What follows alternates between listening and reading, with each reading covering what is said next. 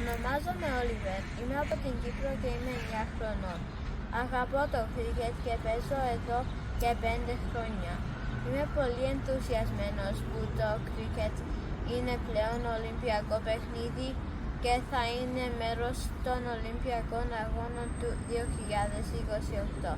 Εύχομαι η κυπριακή ομάδα να καταφέρει να συμμετάσχει στα παιχνίδια του Λος Άντζελες και επίσης εύχομαι καλή επιτυχία σε όλους τους αθλητές που θα είναι εκεί την ημέρα των Ολυμπιακών Αγώνων.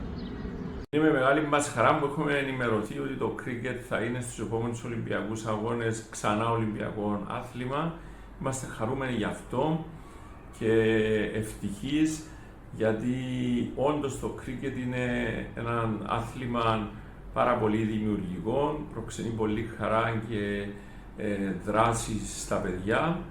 Εμείς ως 7ο Δημοτικό Σχολείο Λεμεσού είμεθα ευτυχείς, γιατί συνεργαζόμαστε με την Κυπριακή Ομοσπονδία Κρίκετ για δεύτερη χρονιά και τα παιδιά μας είχαν την ευκαιρία να μάθουν και να προχωρήσουν στα πρώτα βήματα μάθησης των κανονισμών και των δραστηριοτήτων του κρίκετ από ευγενείς και πολύ καταρτισμένους προπονητές.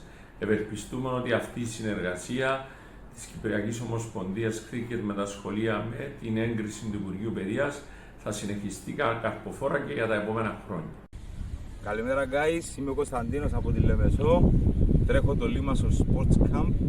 Θέλω να ευχαριστήσω την Κυπριακή Ομοσπονδία Κρίκετ που θα συνεργαστούμε για 5 εβδομάδες. Περιμένουμε 175 παιδάκια τη Δευτέρα.